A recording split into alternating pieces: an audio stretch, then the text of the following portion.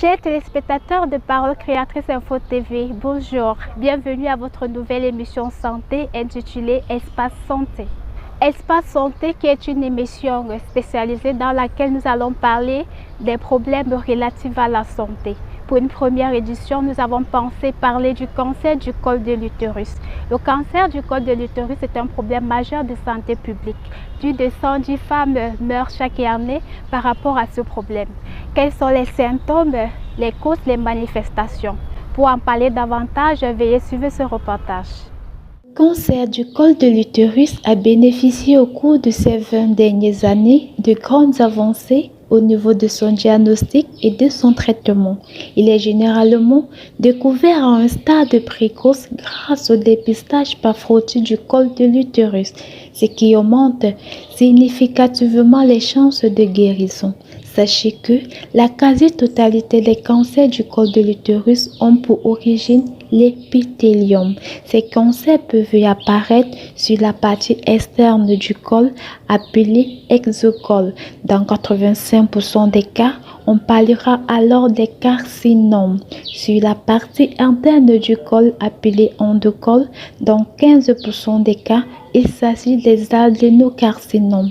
Maintenant, les causes principales du cancer du col de l'utérus est liée à l'infection persistante par le virus de la famille des papillomavirus, Human Papillomavirus. Notons ici que l'infection par HPV est une maladie sexuellement transmissible. Cette infection est très fréquente car on estime que 20 à 50% des femmes âgées de 20 ans sont exposées. Le virus est spontanément éliminé chez 90% des femmes. Néanmoins, une infection persistante peut provoquer l'apparition des lésions dites précancéreuses. Comment le cancer du col de l'utérus est diagnostiqué? Sachez qu'il peut se développer sans donner de signes cliniques, d'où l'importance de réaliser des tests de dépistage réguliers.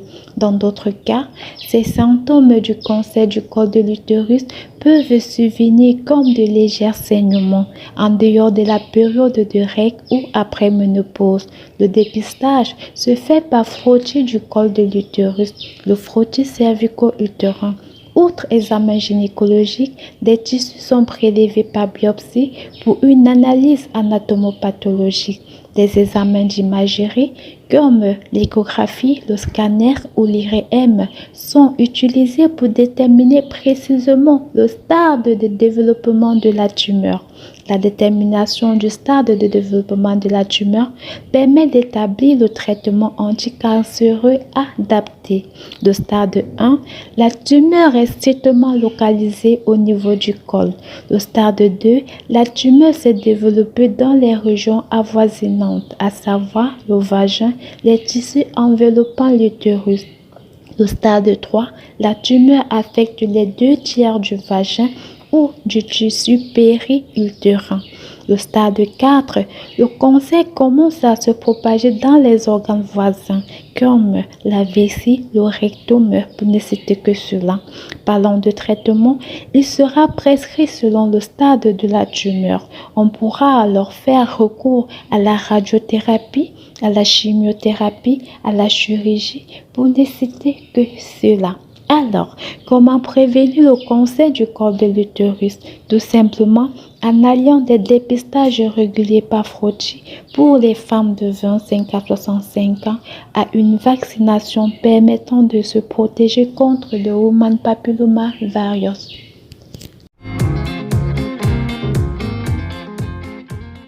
Chers téléspectateurs, nous sommes arrivés au terme de notre émission Espace Santé, dont le terme portait sur le cancer du col de l'utérus. Nous espérons avoir apporté un éclairci sur vos différentes préoccupations. Nous invitons spécialement toutes les femmes sexuellement actives à se rendre dans les hôpitaux tous les 6 mois faire leur frottis cervico-vaginal pour éviter d'avoir un cancer du col de l'utérus. C'est ce, retrouvons-nous à très bientôt pour le deuxième numéro d'Espace Santé. Et sachez que la santé n'a pas de prix. À très bientôt.